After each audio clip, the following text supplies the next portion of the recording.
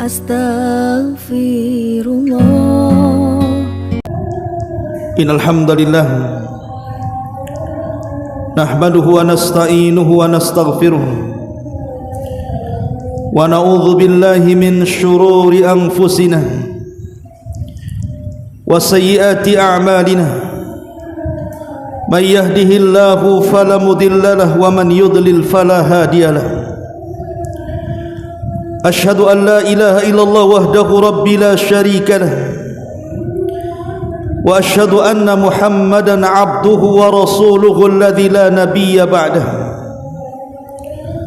Faqala Allah azza wa jalla ya ayyuhalladzina amanu taqullaha haqqa tuqatih wa la tamutunna illa wa antum muslimun. Fa inna asdaqal hadithi kitabullah wa khairal huda huda Muhammadin sallallahu alaihi wasallam wa syarrul umuri muhdatsatuha wa kullu muhdatsatin bid'ah wa kullu bid'atin dhalalah wa kullu dhalalatin finnar. Amma ba'du ma'asyiral muslimin, usikum wa nafsi bitaqwallah. Faqala Allah azza wa jalla inna akramakum indallahi atqakum. Fa usalli wa usallimu ala sayyidina Muhammadin wa ala alihi wa sahbihi wa sallama tasliman katsira. Ma'asyiral muslimin, sidang jamaah Jumat yang dimuliakan Allah Subhanahu wa taala. Di zaman Nabi sallallahu alaihi wasallam, banyak para sahabat datang kepada Nabi sallallahu alaihi wasallam bertanya soal kebaikan. Tapi ada satu sahabat, dia tidak bertanya soal kebaikan, tapi dia bertanya soal keburukan. Dialah Hudzaifah ibnul Yaman radhiyallahu anhu. Ketika Hudzaifah ibnul Yaman ditanya, kenapa ketika manusia bertanya kepada Nabi sallallahu alaihi wasallam soal kebaikan, Anda bertanya soal keburukan? Maka Hudzaifah ibnul Yaman mengatakan, makhafatan an yudrikani, karena takut kalau seandainya aku tidak mengenal keburukan, keburukan itu akan menimpa diriku. Begitulah seorang bijak mengatakan, araftu syarra la li syarri walakin li tawaqqihi wa man lam ya'rifu syarra minal khairi fa waqa'a fi. Aku mengenal keburukan bukan untuk diamalkan, tapi aku mengenal keburukan biar mudah untuk ditinggalkan. Karena siapa yang tidak bisa membedakan mana yang baik mana yang buruk, boleh jadi mungkin dia terjerumus kepada keduanya. Ma'asyiral muslimin yang dimuliakan Allah Subhanahu wa taala, maka pada khutbah kali ini kita akan menjelaskan tentang manusia-manusia yang mereka terlaknat di sisi Allah Subhanahu wa taala. Celakanya, terkadang di antara mereka melaksanakan salat, mereka berpuasa, sebagian mereka melakukan sedekah, membaca Al-Quran, berzikir dan begitu seterusnya. Tapi mereka menjadi manusia-manusia yang dilaknat oleh Allah Subhanahu wa taala. Siapa mereka? Ma'asyiral muslimin yang dimuliakan Allah Subhanahu wa taala, para ulama mengatakan sebuah dosa apabila didahului dengan laknat Allah Subhanahu wa taala, maka dosa itu termasuk dari dosa-dosa besar, minal kabair. Dan arti laknat itu artinya seseorang dijauhkan daripada rahmat Allah Subhanahu wa taala dan didekatkan dengan azabnya. Tentu ini di akhirat. Dan di dunia orang-orang yang dilaknat Allah Subhanahu wa taala, mereka akan dijauhkan dari berkah, dijauhkan dari kebaikan dan taufik dari Allah Subhanahu wa taala. Makanya begitu ruginya orang-orang yang dilaknat oleh Allah Subhanahu wa taala. Ma'asyiral muslimin, jamaah Jumat yang dimuliakan Allah Subhanahu wa taala, disebutkan dalam beberapa riwayat tentang orang-orang yang dilaknat ini. Yang pertama disebutkan dari sahabat Ali radhiyallahu anhu, di mana Ali radhiyallahu anhu mengatakan, sami'tun nabiyya sallallahu alaihi wasallam yaqul, aku mendengar Nabi sallallahu alaihi wasallam bersabda, la'anallahu man la'ana walidayhi wa la'anallahu man dhabaha li ghairillah wa la'anallahu man awa muhditha wa la'anallahu man ghayyara manaral ardi. Kata Nabi sallallahu alaihi wasallam, Allah melaknat orang-orang yang melaknat kedua orang tuanya, dan Allah melaknat orang-orang yang menyembelih bukan karena Allah Subhanahu wa taala, dan Allah melaknat orang-orang yang melindungi para pelaku kejahatan, dan Allah melaknat orang-orang yang menggeser-geser batas tanah orang lain. Ma'asyiral muslimin yang dimuliakan Allah Subhanahu wa taala, lihat dalam hadis ini Nabi sallallahu alaihi wasallam menyebut 4 kelompok orang-orang yang dilaknat oleh Allah Subhanahu wa taala. Pertama, kata Nabi sallallahu alaihi wasallam, orang yang melaknat kedua orang tuanya, baik dia melaknat secara langsung ataupun tidak langsung. Secara langsung tentu kita ma'ruf, seorang anak mencaci maki orang tuanya, menghina orang tuanya, merendahkan orang tuanya. Tapi secara tidak langsung maksudnya apa?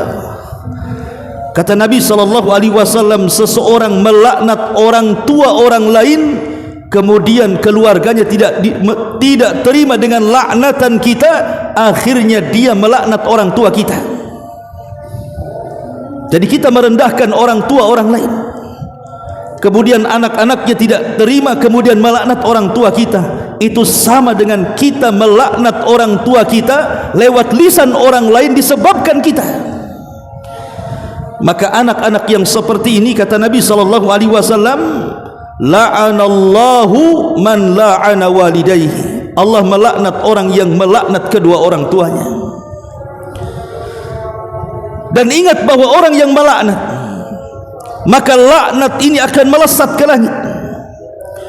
Kata Nabi sallallahu alaihi wasallam, kemudian pintu-pintu langit akan tertutup, kemudian laknat ini akan kembali ke bumi, dan pintu-pintu bumi akan tertutup, kemudian laknat akan ke kiri dan ke kanan, dan semuanya tertutup, kemudian akan kembali kepada orang yang melaknatnya. Ma'asyiral muslimin yang dimuliakan Allah Subhanahu wa taala, ini yang pertama. Kemudian yang kedua, kata Nabi sallallahu alaihi wasallam, la'anallah man dzabaha li ghairillah, Allah melaknat orang-orang yang menyembelih bukan karena Allah Subhanahu wa taala. Karena yang menyembelih adalah sebuah ibadah, tidak boleh diberikan kepada selain daripada Allah. Allah Subhanahu wa taala berfirman, "Qul innas salati wa nusuki wa mahyaya wa mamati lillahi rabbil alamin." Katakan, sesungguhnya salatku dan penyembelihanku alias korbanku, hidup dan matiku hanya diserahkan kepada Allah Subhanahu wa taala. Dan Nabi sallallahu alaihi wasallam mengatakan, man dzabaha li ghairillahi faqad asyrak, siapapun yang menyembelih bukan karena Allah, maka dia telah menyekutukan Allah Subhanahu wa taala. Betapa banyak kaum muslimin yang mereka menyembelih bukan karena Allah Subhanahu wa taala. Mereka menyembelih untuk pepohonan, mereka menyembelih untuk lembah-lembah dan lautan, mereka menyembelih untuk jin, seperti yang dilakukan para dukun dan paranormal. Maka semuanya dilaknat oleh Allah Subhanahu wa taala. Kemudian yang ketiga, la'anallah man awa muhditha, Allah melaknat orang-orang yang melindungi kejahatan. Maka saya nasihatkan dari sini, Anda yang berprofesi sebagai pengacara, hati-hati. Terkadang pengacara ini ketika mendapatkan klien, dia tahu kliennya jahat, dia yang bersalah, dia yang melakukan kefasikan, tapi demi uang dia melindungi, terkadang atas nama hukum. Maka Nabi SAW mengatakan, la'anallah man awa muhditha. Allah melaknat orang-orang yang melindungi orang jahat. Kemudian yang terakhir, Nabi SAW mengatakan, la'anallah man ghayyara manaral arda. Allah melaknat orang-orang yang menggeser-geser patok atau pembatas-pembatas tanah milik orang lain.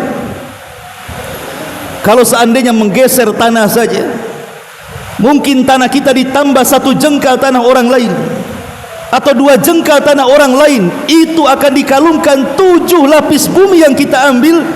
Macam mana orang yang mengambil tanah 1 kapling, 2 kapling, 1 hektar, 2 hektar? Maka Nabi SAW mengatakan, la'anallah man ghayyara manara arda. Maka Allah melaknat orang-orang yang mereka merubah-rubah batas tanah. Ini hadis yang pertama. Kemudian hadis yang kedua, hadis dari Abi Hurairah radhiyallahu anhu. Hadis ini disahihkan oleh Syekh Nasiruddin Al-Albani rahimahullahu taala. Kata Nabi SAW, la'anallahu sab'atan min khalqihi min fawqi sab'is samawat. Allah melaknat 7 kelompok dari makhluknya dan dilaknat dari 7 lapis langit di atas sana. Kemudian Nabi SAW menyebutkan 7 kelompok itu. Yang pertama kata Nabi SAW, mal'unun man amila qauma lutin, mal'unun man amila qauma lutin, mal'unun man amila qauma lutin. Rasul menyebut 3 kali, dilaknat orang-orang yang melakukan perbuatan seperti kaum Lut. Dilaknat orang-orang yang melakukan perbuatan seperti kaum Lut. Dilaknat orang-orang yang melakukan perbuatan seperti kaum Lut. Rasul mengulang 3 kali. Subhanallah. Hari ini banyak orang-orang yang terjerumus kepada laknat yang pertama ini. Bahkan orang-orang yang melakukan perbuatan kaum Lut, mereka terorganisir, yang kita sebut dengan LGBT. Padahal perbuatan kaum Lut ini, perbuatan kaumnya kaum Lut ini bisa mendatangkan azab Allah Subhanahu wa taala. Dan tidak ada dosa yang disebutkan dalam Al-Quran yang lebih jahat dibandingkan para pelaku homoseksual. Na'udzubillah thumma na'udzubillah. Kemudian yang kedua kata Nabi SAW, la'anallah man dzabaha li ghairillah. Allah melaknat orang-orang yang menyembelih bukan karena Allah Subhanahu wa taala. Kemudian yang ketiga, mal'unun man ata syai'an minal bahaim. Allah melaknat orang-orang yang menggauli binatang. Na'udzubillah. Dulu kita tidak paham atau tidak mengerti, atau kita anggap mustahil ada orang-orang yang menggauli binatang. Tapi hari ini na'udzubillah, ternyata kita bisa menyaksikan, mendengar beritanya, ada orang-orang bahkan menikah dengan binatang. Maka mereka orang-orang yang terlaknat atas lisan Nabi SAW, mal'unun man ata syai'an minal bahimah. Mereka orang-orang yang terlaknat, orang-orang yang menggauli binatang. Kemudian juga yang keempat, Nabi SAW mengatakan, mal'unun man aqqa walidayhi. Terlaknat orang-orang yang durhaka kepada orang tuanya. Kemudian yang kelima kata Rasul, mal'unun man jama'a bainal mar'ati wa baina ukhtiha. Terlaknat orang-orang yang menggabungkan antara saudari dan saudarinya secara bersamaan ketika melakukan poligami. Dia menikahi wanita, kemudian menikahi saudarinya, padahal wanita yang dinikahinya belum meninggal. dia gabungkan antara saudari dan saudarinya, maka mereka orang-orang yang dilaknat Allah Subhanahu wa taala. Kemudian yang keenam, mal'unun man ghayyara hududal ardi, dilaknat orang-orang yang merubah batas-batas bumi.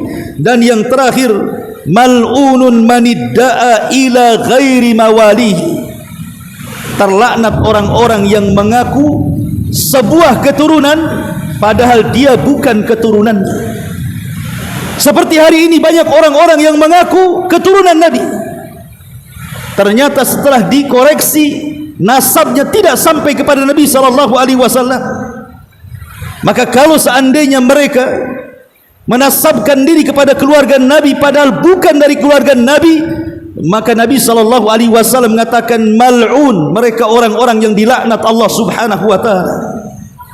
Ma'asyiral muslimin yang dimuliakan Allah Subhanahu wa taala, inilah orang-orang yang akan mendapatkan laknat, artinya dijauhkan daripada rahmat dan didekatkan dengan azab Allah Subhanahu wa taala. Aqulu ma tasmaun, aqulu qauli hadza wastaghfiru innahu huwal ghafurur rahim.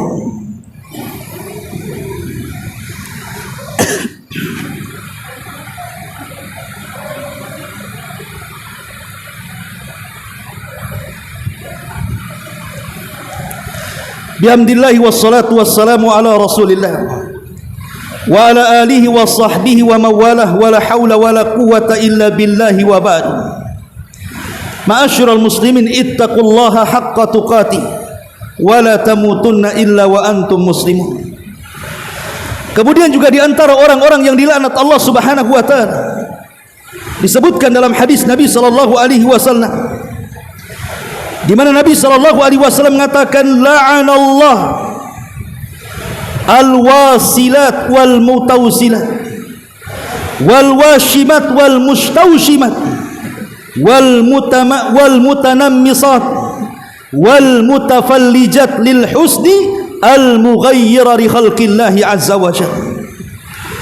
Kata Nabi sallallahu alaihi wasallam, Allah melaknat wanita-wanita yang menyambung rambut, wanita-wanita yang mencukur halus, mencukur bulu halisnya, dan wanita-wanita yang mentato badannya, serta wanita-wanita yang mengikir giginya.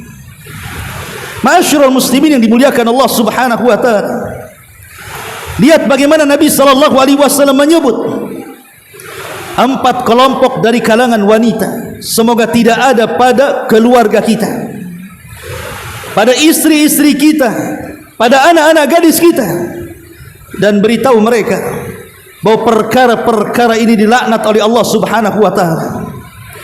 Pertama, orang-orang yang menyambung rambut asli dengan rambut palsu, dan ini penipuan, tidak diperbolehkan.